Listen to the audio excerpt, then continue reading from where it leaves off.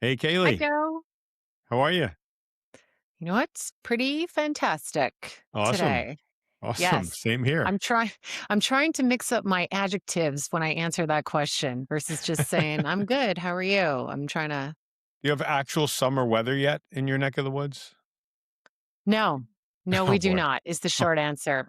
oh, no. So I am wearing pink today as you are. We didn't plan this, but I We am did not plan pretending it. it's No, we're summer. just we're just two cool people who think alike. You know what? We're just gonna pretend that it's enjoyable. And speaking of enjoyable, have we Yeah. got some enjoyable topics to discuss here today? I mean, I I already rate your performance 5 out of 5 so far. Okay, then I can only go downhill from here, which is alarming, but I do appreciate you labeling me as a high performer. Yeah. That appeals to my competitive spirit greatly. Nice, nice, nice. And it's on Well, it's on point for the episode. it is because Joe, what if I told you that most performance problems are not actually performance problems? That they are actually clarity problems, they are environmental problems, they are often leadership problems. Now, every once in a while, absolutely, they're definitely the people problems, but I think the challenge is really figuring out which one are you looking at. Yes. I And agree. so today we're talking about why performance is not a signal or why it is a signal and not just a score. Right. Right. I mean, we spend so much energy in organizations on the score, and we kind of forget what underlies that is so much more important. The signals that come along the way in terms of why people are struggling or thriving or whatever. And this is one of those episodes where I'm pretty sure we said multiple times we talked about performance management and something we said, but that's a whole episode. Well, this is the whole episode. Yeah. This This is is the whole the episode on the topic of performance. And by the way, when we say performance management topic, we're not going to show you how to fill out an annual review and pick a score. It's hmm. really so much more than that. And we're going to talk about what comes within that. So, yeah, The starting point though, as we're kind of looking at, so how do you figure out which one you're looking at? How do we figure out what signals to look for? right. The image I get in my head is of a boat. Mm, And that's not new. I've seen some organizations use it before, but it's always stuck with me. This idea that you could put every team member working with you, for you, in this boat. And what happens is you get a whole pile of people who would be in the middle of the boat. They are passengers. Some might not even be rowing, but mm, they are passengers. Maybe they're passing out water, they're granola bars, they're contributing in some way, right. maybe paddling half the time, but they have an opportunity to do more if they wanted to, if the environment and the support was there, they could. Okay. You also have this percentage of people who are leading the charge, who are pulling in sync, who know exactly the direction they're going and every day are striving to get that perfect J stroke. That's a reference for canoeing if anybody's impressed by that. I did dragon boat for one summer. But Nice. if you get the right stroke going, it does make a difference in terms of all the people pulling together. But we also get these individuals who are at the back of the boat doing nothing, not contributing, and in some cases actually paddling in the opposite direction. Yeah. They are they are rowing against us. And when you map out our teams and our people in this boat analogy and you start looking at how much time is spent on these different levels of performance, where do you see the majority of our time going? For most people, do you think? Oh, yeah. Most people go to the back of the boat to kind of get them to get in shape and start rowing. So they spend a lot of time on the lowest performers. Yeah, I think I've worked with leaders over the years where when we really dissected where their time was being spent, most of them had, I would say 80% of their time in terms of people leadership was being spent on these individuals rowing against them. Right. And the people in the middle, we go, I help them every once in a while when I get a chance. People at the front about, they're doing fine. They don't need the help. And then we just assume that they've got it all sorted. And so Yeah. I think it would be helpful if we could give some tactics, give some tools, give some strategies to people to figure out how do we acknowledge where people are in the boat? What do you do about it to coach them up, to get performance to where you want it to be? How can we do that in the next 37 minutes type of Nice. summary? Nice. I like to start, if you don't mind, with this notion of, um, this whole boat analogy. You're putting people on the boat. So you're saying, out of my team of 10 people, I have these two at the front, I have these two at the back, and I have this, like, call it seven in the middle. Well, that's your starting point. Your starting point is that's your score. You think they're there. How do you know? So, how do you explore where people are to figure out if they're truly in the right spot in your mind? Because right now it's just Yeah. you thinking about it and perceiving Yeah. it through a series of experiences, not always observational. Sometimes it's really, you know, maybe not enough data to know where people are on the boat, and you're just assuming they belong there, and there's no way to move them, by the way. So they might be there for the Hmm. moment, but you haven't thought about moving them. And I think that gets to what you were talking about before around the clarity and environment and all that stuff. So why don't we okay, let's use that as the outline then. If those are Yeah. the why don't you walk us through those 3 elements that can be helpful in determining performance, what to do about it, how to tap into it? Right, right, right. I mean, let's start with conditions because the Okay. conditions of performance are pretty critical. It's in terms of, do people feel that they have everything they need to be successful? Are the conditions right? So, Hmm. do they understand the goal? Do they have the tools and training and competence to execute and deliver that? Is there enough feedback and conversation along the way so they know how they're doing before it's too late? Um, Hmm.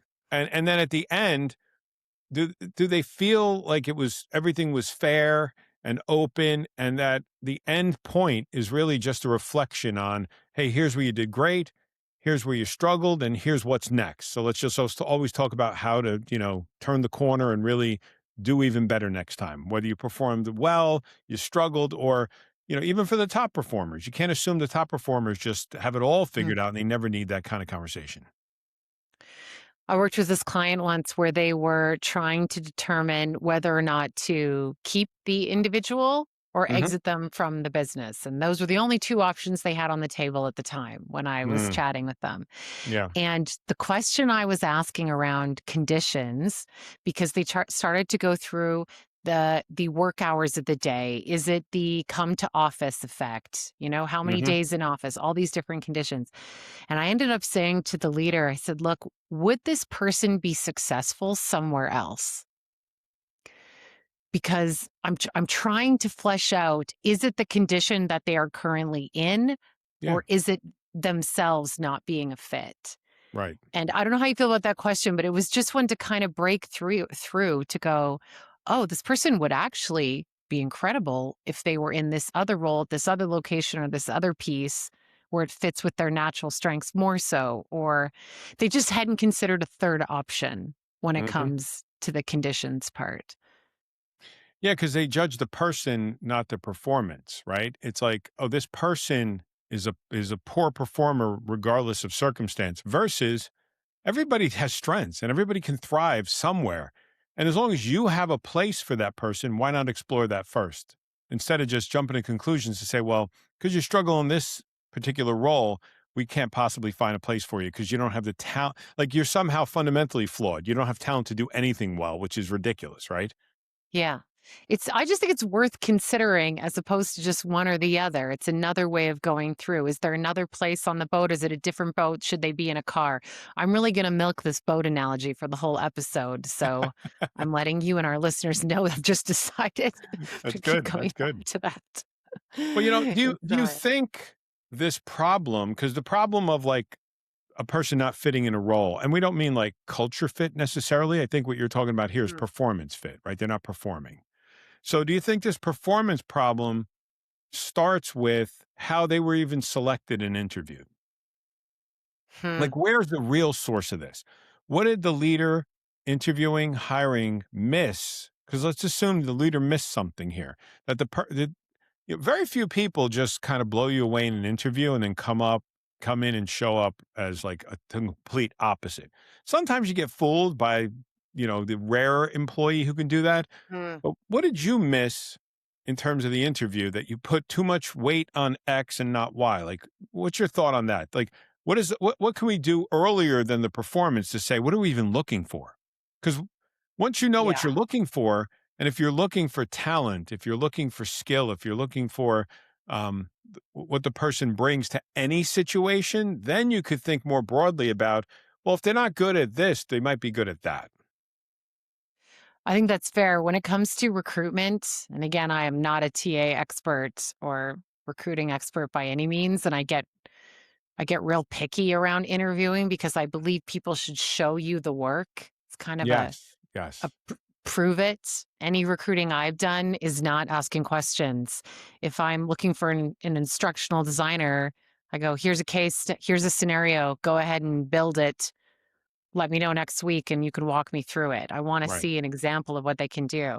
right, But to answer your question more specifically, interviewing for talent versus experience is a shift that has happened over the years.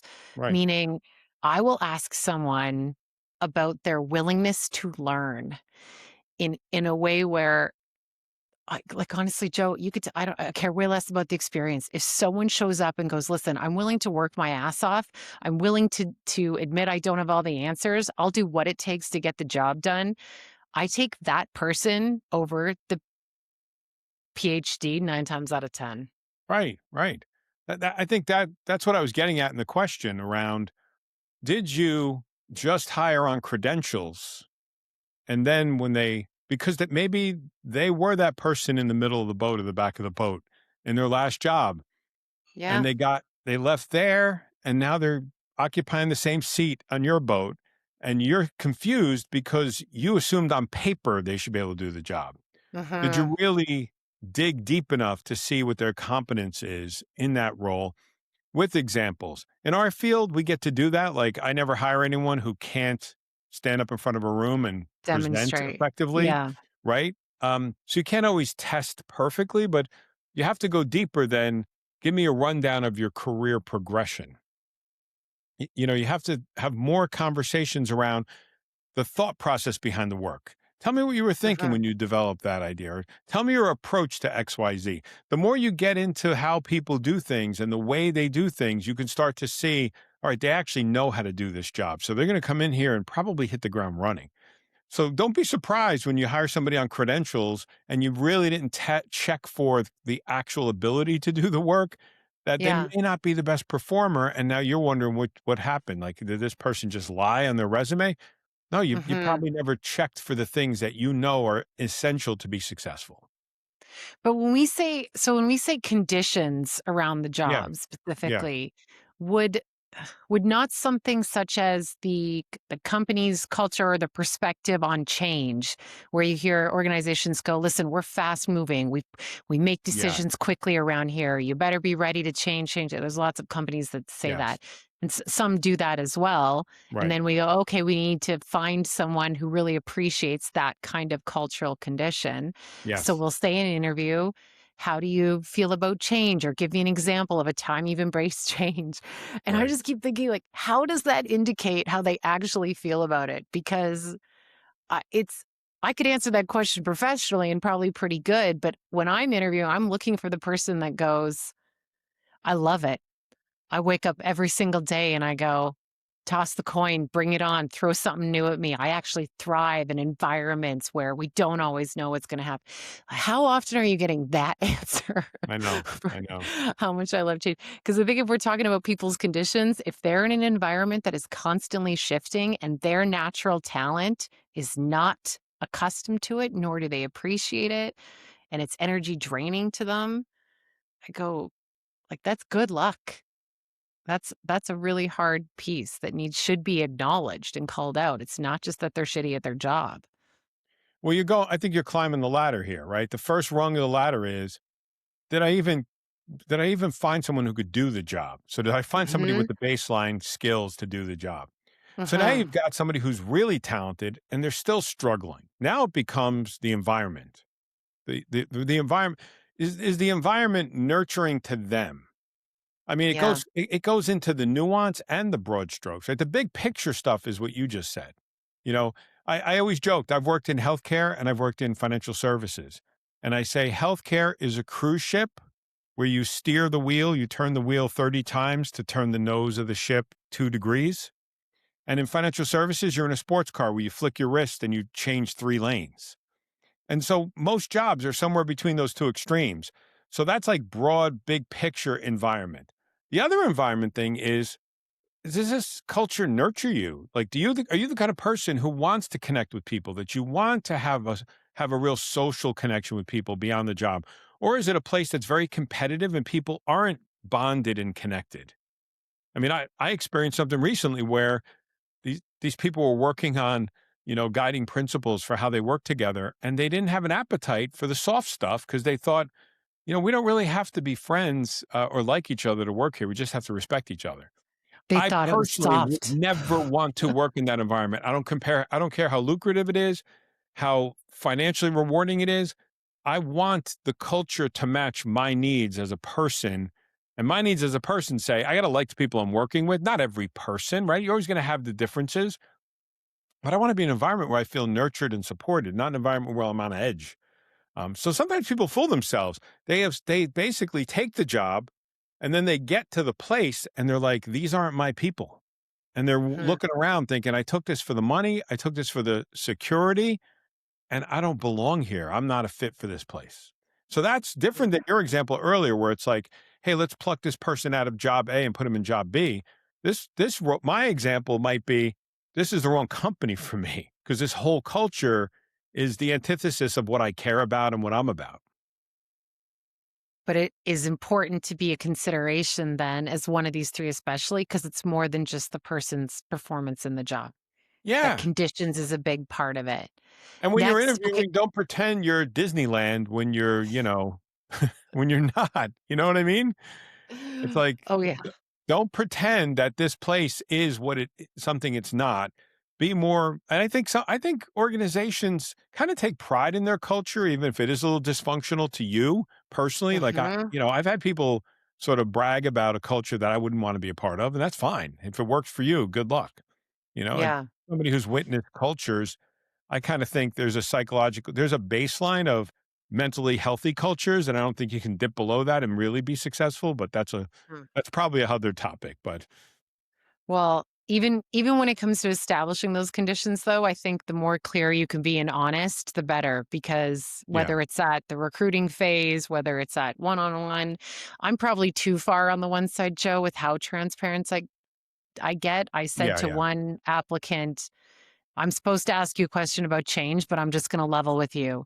If you don't love it, live and breathe it. If you aren't ready for me to change the project, move the needle, change locations, mix it up, guess what? You're working night shifts. Just kidding. We don't have those anymore. If these phrases are not appealing to you, this is not the place for you. yeah, yeah, And that's exactly. how blatantly clear, at least I was in that particular environment, because I went, I don't want to waste anybody's time that they Right, don't know what they're getting into. right. Right or wrong, I'm like, these are the conditions currently. Yeah, exactly. Right. You don't have to apologize for the conditions. You just have to Yeah, be honest about them. yeah, Yeah. definitely. So Which I leads think us we've in. hit it in terms of Okay. like, does it fit their life? Does the culture fit for them? Is it the kind of work that kind of they thrive in?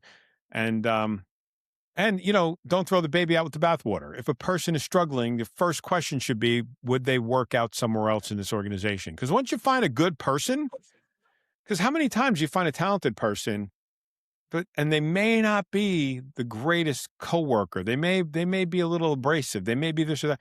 If you find a really good, thoughtful, kind person who's talented and smart, and they just don't do the job well, try to find another seat for them because good people are harder to find. So if they have talent somewhere else in your organization, start there. At least give it a shot. What about clarity? What Yeah. about our in here? Yeah, clarity is one of my like favorite topics in terms of performance management, or the lack of clarity of performance management. I think sometimes performance management becomes this obscure black box of, you have to score a 5, but like, you bowl, you know how to bowl, right? You've been bowling. I'm not good at it though. Yeah, you don't have to be good at it, but Okay. you know that if you get 12 strikes, you score a perfect game. And everything in between is clear. If you throw a gutter ball, you miss the spare, this happens. All of the possible outcomes are clear, and you just have to play within the framework of that. Well, why does work sometimes feel like this mystery box of performance? It's like, well, we have a 5 point scale, and I'll tell you in a year where you landed.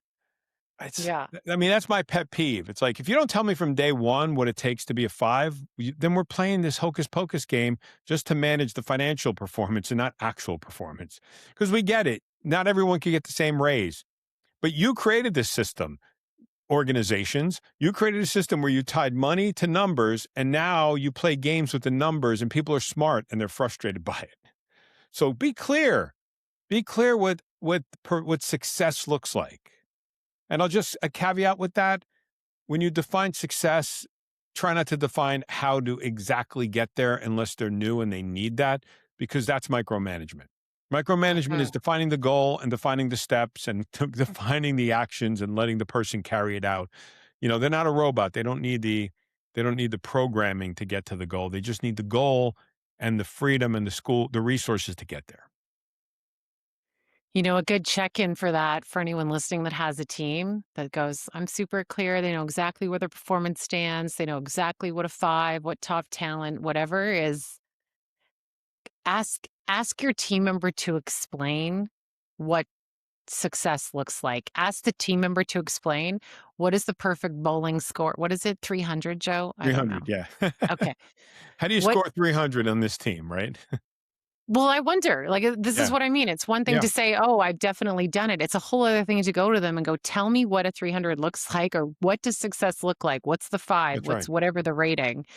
I wonder, I mean, if they're articulating it back to you specifically, I would love to know that because I'm going, "Okay, I'm doing my job. We are dialed in." Right. But imagine if you start to get the variance in responses from them That's right. if they Or can't or define it. none, or the worst response is, "I have no idea." Yeah. Absolutely. Or yeah, how about the last manager told me to not even worry about those numbers. You just uncover all kinds of issues there, but we will write people off from a performance standpoint and go, "Well, you never made the end goal clear." That's right. That's not fair to them either in that way. Absolutely not. And when I spend a lot of time working with leaders, you do as well. I also know how to help individual contributors who have a bad leader. And in the case of a lack of clarity, help individual contributors like friends and family, right? Because I don't coach people at the frontline level. But if you have a bad leader, I'm going to tell you how to do a Jedi mind trick with your bad leader. And the Jedi mind trick is: ask your leader from day one, what does a five look like? What does a four look like? What does a three look like? Tell me exactly what my goals are and timeframes and everything I need to know to perform at a highest level. And then every month, send them a summary. This is what I did. Is this a five? How am I doing? If you really want to be a pain in the ass employee, you manage up with that kind of rigor. Mm. It's a dangerous thing to do, because if you have Yeah, a that pretty can bad be. leader, they're going to figure out that you figured them out really quickly, and they're probably going to try to get rid of you. So play at your own risk. But that is a way. Oh That is a gosh. way to reverse to do the Uno reverse card on the bad leader by saying, "You don't think Hmm. I'm a great performer? I want to know what amazing looks like, and I'm going to get there every month, and then try not to give me a 5 out of 5 at December 31st." You know what I mean? But It yeah, good sounds luck like with that.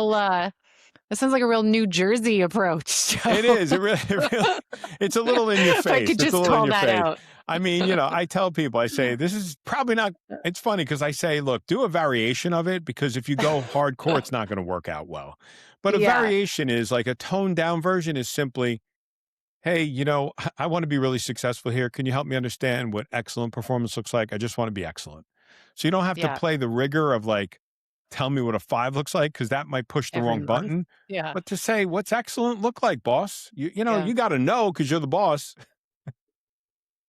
I find that we often spend a lot of time looking at the people at the back of the boat, but Yeah. in my experience, I've actually found that the highest performers can be a real indication of whether or not the system itself is broken. Mm, And what say I more. mean by that, even in this clarity piece, is when everybody's going to them, when that person is the unofficial trainer, when they're the firefighter, they're the culture carrier, this person is always going above and beyond. There's this moment where you go, what happens when they leave? Mhm. because they're carrying so much more. They're all the weight in the boat that they're pulling, and we just ignore them because we're going, they're flying, they're doing exactly and more and all these pieces. And yet Right. we assume that they're okay. And I remember working somewhere with this lady was such a badass, Joe. She's phenomenal at what she does. Team loved her, high performer in all these ways. And she'd had enough one day. That's the short version. And went, I'm out of here. And leadership was shocked, was so surprised. But every single person that worked with her as peers or for her were not shocked. Mm, Not at all. yeah, And that showed just a huge distinction, a huge difference on where the focus was, on what a five looked like for her was never clarified in any way, shape, or form, but the team and everybody else saw it. And I thought you really do have to pay a greater price to pay attention and adapt to be clear in these ways, or it does have consequence. We just don't always realize it's coming from the front of the boat. that's right. Instead of doing an exit interview when you lose a top performer, do a retention interview to keep your Yeah, top I love performer. those. You know Yeah. what I mean? Right? Like, hey, how are things going? What could be even better for you to make your work better? What can I do for you to make this to make your experience better here? Like, what do you need to stay essentially?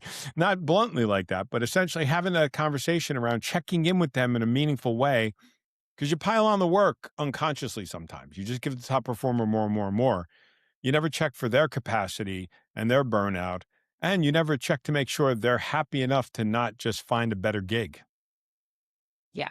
So I just wanted to call that out. We have to No, I love it. consider the high performers are an indicator to the Well, status of the system for sure. I think we're missing like a little angle here that would be useful, and that is why do people struggle with performance at all? And I think we tend to paint too broad a brush and just say a performance struggle is simply a competence thing. They don't know how to do it.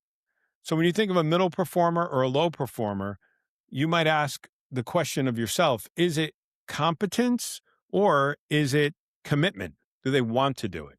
And that'll answer a lot to like what is holding them back. Because maybe you have a hidden gem in your Hmm, team who's comfortable enough to rebel and not do a hmm, great job because maybe they think I'll find another job anyway and I'm a good performer, but I'm not going to give you my extra effort because you don't deserve it. Not all poor hmm, performers are poor performers is my point. So be careful and you can learn a lot from them if you explore why they're doing what they do. hmm. So is the commitment not just are they able, but how their willingness is what you Yes, mean? We're gauging right. the willingness of the individual Yeah. to row. And willingness has to do with the like the true poor performer just wants to hide and in a closet somewhere and not get caught and Hmm. collect a paycheck. But there's other people who are sending you a message like, you haven't given me a reason to row. And maybe Hmm. that's not fair. Maybe that is a difficult thing to deal with. But the reality is, what if you have a pretty strong performer who's sending you a signal of, you haven't really inspired me to do anything here because I don't trust this place. I don't trust you. And I give the minimal effort. So I row when you're watching, and when you're not watching, I sit back and Yeah. put my feet up because I could So skate maybe by because I'm talented enough. And maybe if I trusted this more and I felt more rewarded here and connected here, I'd give it my all. Maybe a way to tap into the commitment then is being more specific on what that person wants next and realizing it might not be to be at the front of the boat rowing. To Right. just Right. remind ourselves in that moment that their commitment might come from the motivation of flexibility Yes. or stability or a mastery of subject matter. Yes. So Yes. being Yes. able to articulate what that is for the individual, figure out what they want next versus just assuming that everybody wants the same thing. Right. No. Like you could have a middle performer who's a core member of the team who feels Yeah. like all I get is the same work over and over again. I'm good at it. I've mastered it. I'm bored now with it. What's next for me? Can you challenge me with something new? Can you send me to a training where I learn a new skill? Can I can I mix it up a little bit because that'll be more fulfilling to me versus, it's like leaders get complacent with, let's just leave good enough alone. Mhm. I have my team. I have everyone knows what they're doing. Don't touch it. You got to Yeah. touch it because everybody wants to learn and grow. Because thriving has to do with striving for the next thing, even if the next thing isn't a promotion. People don't just want to have 5 years. They don't. What is it? They don't want to have 1 year experience 5 years in a row. They want to have 5 years experience where they continue to evolve, grow, and experience new things. Whatever Mhm. that is to them, you have to ask. It's the avoidance and support part. Leaders think they're supporting the team by keeping it the same, but they're just avoiding the hard conversations, I suppose. And Yeah. then, but what responsibility do we have to the rest of the team? Is that not a factor in our commitment to the rest of the team? We have a responsibility to ensure everyone's growing. It's that, when you go into a restaurant and they have that really ignorant guest who's being rude to the server Yes. or causing a big hissy fit and whatnot. And maybe this comes from my F&B clients, but they would go, well, no, he's a VIP. We just let him do that. It's one night, once a month, and then we go Yeah. along. But their retention rate was terrible. They had high turnover in all their servers. And I remember I was even there one night. I'm witnessing it, watching all this, and they just let this guy get away with it for the sake of how much he spent there. Right. But I went, look at all these other tables watching this happen, these Yep. other guests, these other Yep. customers. I'm like, do you think they're coming back? Right. Because I wouldn't. I go, That's well, they right. just left that poor server to be spoken to like that Hmm. versus the manager coming out and going, that's enough. We thank you. You won't be dining here this evening. Yep. And you make that call, you lose that quote unquote revenue. But I think the loyalty you get from not just the customers, but the servers in the room. I guess that's what I'm trying to say is you have a responsibility to those in your care to be consistent in the way you evaluate your talent and adapt across the board or the That's right. boat. That's right. Because otherwise, you ignore low performers because it's hard work. You don't want to deal with it. You don't want to have to go through the HR paperwork. And they not only do they kind of poison the water hole, so to speak, right? Because they try to drag other people down with them. But smart people notice, talented people notice, and they're like, you know what? Why am I working so hard when Phil over here gets away with everything and nobody cares? Um, Yeah. and forget don't even talk about the people who have what I call plot armor, meaning they know the right people, they have family in high places, so they can't be fired. So they're on your team and they're kind of they're kind of mailing it in and you can't even get rid of them. So that's a more of a cultural issue, but it still is a performance issue. It's an unaddressed performance issue, which is part of a bigger culture problem where, Yeah. you have the nepotism gets to survive the nuclear winters. Well, I don't know what you're talking about, Joe. That's never happened to me in my career. So I have no idea Yeah, about those right, right. situations. It's so But rare nevertheless, people know people in high places and just get to coast. but nevertheless, okay. Three tips, tools, tactics. Okay, I have one. go ahead. Okay. Before you label someone a performance problem, Right. ask yourself three questions. This was the best summary I could come up with. Okay. Mhm. Number one, have I created the conditions for success? Yep. Look, when you think about all those elements of the condition, have I created the conditions for success? Number two, have I made success crystal clear Mhm. to the point where they can articulate it? Yep. And three, this one's important to me. Have I had the honest conversation? Right, A right, really right. honest conversation? Because I feel if you can say yes to all three of those, then you might very well have a fit issue in Yeah. that particular situation. But for me, I got to run through those three to make sure I can say yes to those at the very least. And if you hire a coach and you don't have the real conversation with the employee, you're setting up your coach to have a struggle there too.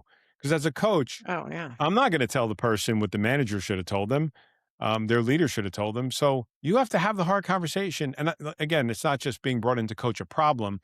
Anyone I'm coaching is going to have strengths and challenges. They better know from you what their strengths and challenges are based on your direct Hmm. observations. I'm not your proxy to give the bad news. True. It's the reality That's of it. fair. All right. What do So you got? um, I need a prompt. Well, I need a prompt of the next one because we talked about it briefly, and I forget the second You one. were going to give one on clarity. Yeah, yeah, yeah, yeah, yeah. Um, clarity. There's two. I think I wanted to extract one of yours. Like you talked about clarity. Let's get more precise about clarity as a specific tip. The tip for clarity is not only is it your responsibility to be crystal clear. So think about what's the Mhm. simplest way I could describe this and make it clear for them. But always remember to say, "Hey, what did you hear? Tell me what you got from that." Like so, they know because there's no mistaking when they feed it back to you that you're on the same page. So clarity should always end with a question, not a statement. Because a lot of Mhm. leaders, particularly with a performance challenge, say, "Hey, you have to get better at ABC. You're going to be doing, I'm going to check on you in a month. I'll see you in a month." Then the person comes back and says, "Oh, I didn't know you meant A. I thought you meant B." No, no, no, no. Ask them what they heard and what they're going to do to perform differently, to change, to do better, whatever. So that's the clarity one. Okay. Do you have a third? Um, I I do, don't but want to steal your thunder. what's that? Okay, well, I'll start. You can add in. Go People ahead. can tell Sorry. we really I plan told our you once you get podcast. rolling, I forget the tips later. Okay, Joe. Okay, well, here's my third one. What this comes from an experience piece that I want to share and that I wish someone would have told me Go when I ahead. first started out.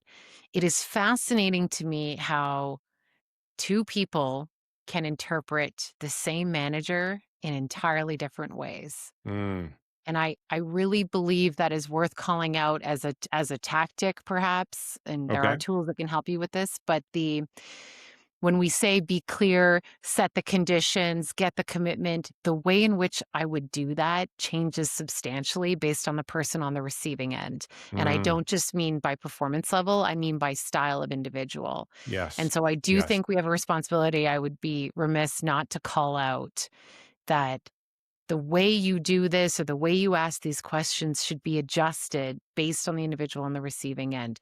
Whether you take a more personalized approach, whether it is more evidence based and discipline driven, whether it is more outcome focused, whether it is more big picture thinking, we have to be willing to apply that lens. So that be my call out for the third tip. Perfect example. 25 years ago, I ran a workshop. There was a leader who was in the middle of performance reviews, writing them. We had time between our sessions. She came back between sessions.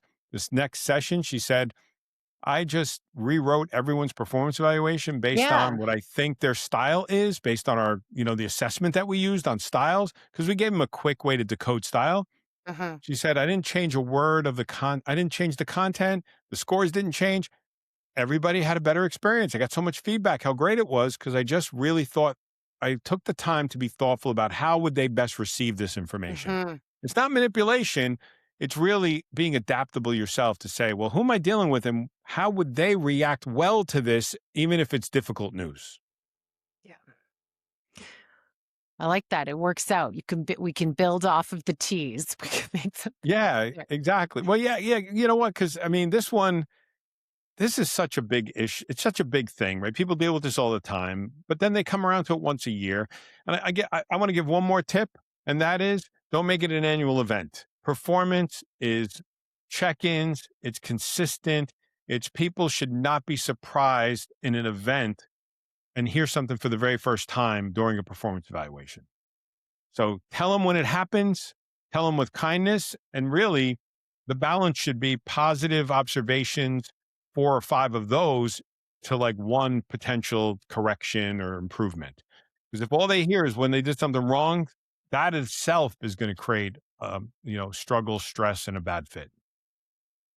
How about this? Let's at the very least get everybody in the boat rowing the same direction. Exactly. Okay. Exactly. And you as a Appreciate leader, please have a compass and know where you're going. and that we'll discuss in next episode. So I Exactly. Good really stuff. Good stuff. appreciate your time and the teaser for what's up next. That sounds Absolutely. great. Good stuff. Talk to you soon. Okay, talk to you soon. Bye. Take care. Bye bye.